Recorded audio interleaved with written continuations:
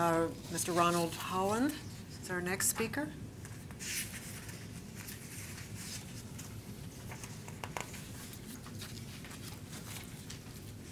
Good morning. Good morning, Madam Chairman, members of the board. My name is Ron Holland. I'm a partner with the law firm Sheppard, Mullin, Richter in Hampton and San Francisco. My partner, Ellen Bronchetti, and I, who's here in the audience, appreciate the opportunity to appear and provide a practitioner's perspective, a West Coast practitioner's perspective. And Ms. Singer, good morning. Sheppard Mullin, if you don't know, is a large law firm with 550 lawyers or so, approximately 85 of whom practice labor and employment. Many of us practice routinely before the board and its regional offices. While the apparent intent of the board's proposed changes is to level the playing field, to give employees expanded rights to organize, and to streamline the process from petition to election, we believe that there'll be practical consequences to the proposed of the proposed changes that will have an impact on invading employee rights to privacy, chilling employees' exercise of their Section 7 rights, and increasing delay and cost for all of those involved. Now, based on this morning's testimony, I'm going to limit my remarks to the proposed required inclusion of additional private information, such as phone numbers and email addresses, on the Excelsior list provided to labor organizations. And we're going to also briefly comment on the 20% rule, whereby pre-election disputes affecting less than 20% of the proposed unit will be dealt with post-election. However, if you have any questions regarding any of the other proposed rules, I'd be happy to answer them if I can. In summary, the impact of the proposed Excelsior list changes will further invade employee privacy without any compelling interest to do so. The potential misuse and unanticipated consequences of providing this information to petitioning labor organizations outweighs any argument that this information is necessary to communicate with potential bargaining unit members.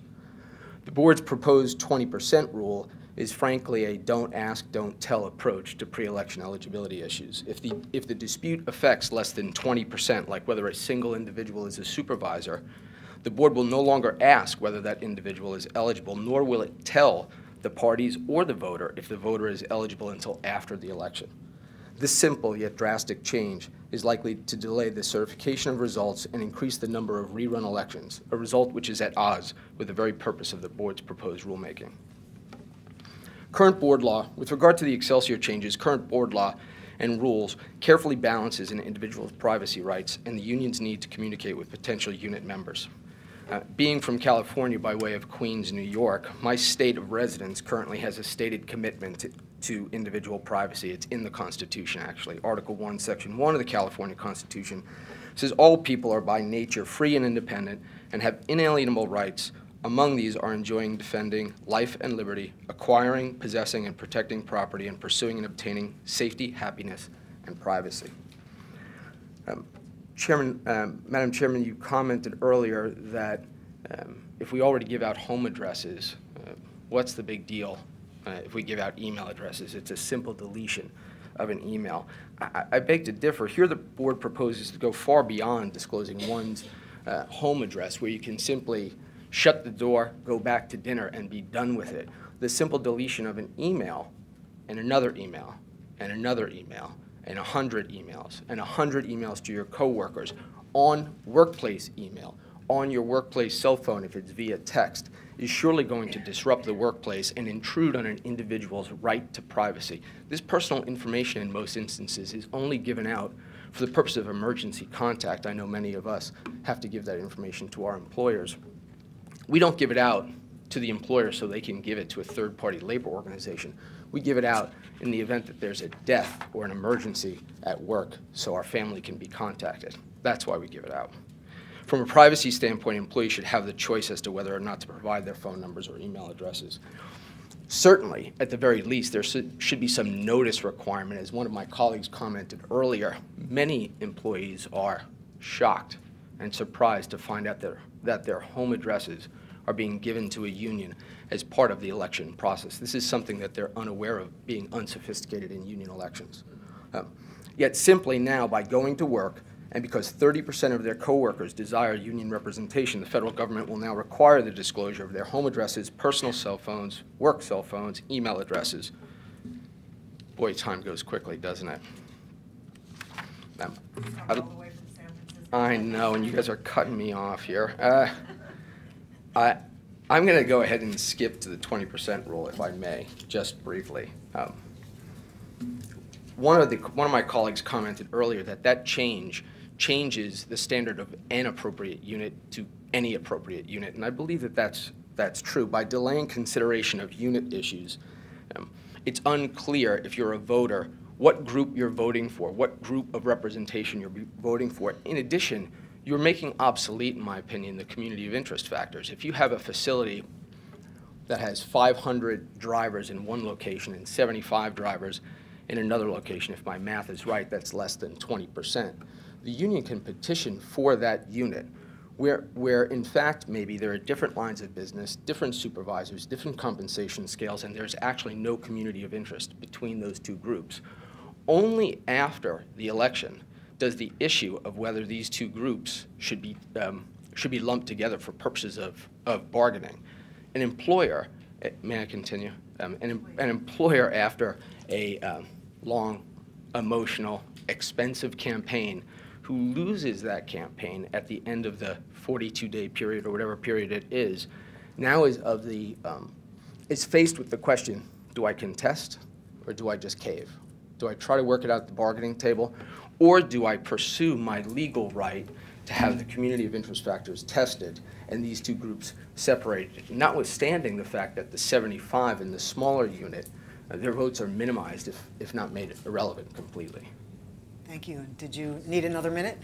Well, Something else you want to add? Sure, I jumped around quite a bit, but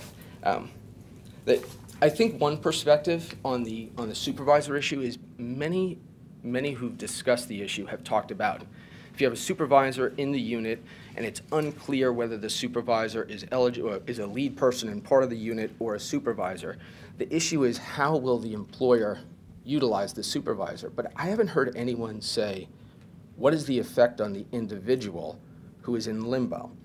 The lead person or supervisor now doesn't understand whether he can actually engage in conduct on behalf of the employer because that's where their sympathies lie. They lie with the employer and would be a no vote. But knowing that their conduct may actually affect and overturn the results of the election, their right to free speech, their right to provide their opinion to the bargaining unit, if they're actually in the unit, may be completely stifled and restricted. And I haven't heard that position now. It's certainly ironic coming from the management side labor lawyer to be concerned about the individual's right of expression as part of the campaign process. But I'm not sure that I've seen a comment or actually any discussion on that particular issue. Thank you for your thoughts. Any questions? I've got a quick question on the email point, which hasn't been discussed a lot this morning, so I appreciate your bringing it up. Again, we are unfortunately handicapped by having only the information available to us really through cases, but we do have a number of cases where we see employers campaigning via email.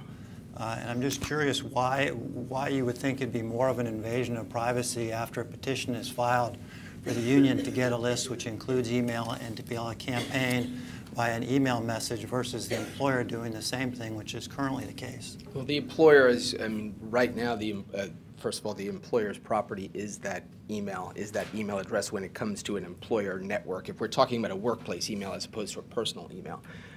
And so that's one point. The employer is paying for an employee's time. They have them there, and they do have the right, as the board has articulated, to hold captive audience meetings, to furnish employees information about a variety of issues. But the second complicating factor, I think, is the development of the solicitation policies for employers and the development of rules regarding the personal use of email. Many of these policies are terribly comprehensive now, and if the union now has the ability, in fact, they're encouraged to utilize workplace emails to issue mass emails, I posit that you're going to have a variety of issues come up with violations of no solicitation policies during the campaign period. You're going to have discipline of workers who are violating those policies. Indeed, it really seems that you're encouraging employers to ensure that they're monitoring employees' email and monitoring their use of the internet as part of the campaign process, or in an effort before the campaign to ensure, of course, no change during the critical period. The unanticipated consequences of that is that an employee who now is used to sending out personal emails or used to having a correspondence between their coworkers or their supervisor via email is now unsure as to whether they're being watched. During that critical period, now they feel, since the union has their addresses and the union is corresponding with them, now they feel like they're being watched. And maybe there's been no increase in monitoring whatsoever. But at the same time, it's going to have those unanticipated consequences that none of us can really predict right now with regard to the workplace morale, and just simply how workers communicate in the workplace with each other. Do you have any sense, just based on your own experience, how common it is for the employers you represent to use email to communicate during a campaign? It depends on the employer, certainly. You know, many of my clients are in trucking, the solid waste industry, and most of those individuals don't have computers, don't have email access, at least not in the workplace. However, many of my clients do have employees who have not only workplace email, but carry BlackBerries or iPhones or cell phones where they can retrieve their email. It depends. It depends on whether we're looking at traditional, say, manufacturing and transportation jobs, or some of the more some of the newer industries that are currently being targeted for organization by labor organizations. I think we're going to break for lunch now. For everyone who spoke this morning, we are very grateful to you for your thinking and your time. It was a very interesting airing of views, and we thank you. For those of you who may not be returning after lunch, we want to thank you for being here and participating. Don't forget to return your badge and number at the security desk in the lobby. Those of you who are returning after lunch, remember to bring your badge and number with you. You're going to have to go through security again on the way back. You probably should take your belongings with you, and we look forward to seeing everyone again. After lunch, our first speaker will be Christopher Koza, and we will resume at 1 p.m. promptly. Thank you. And we're off the record.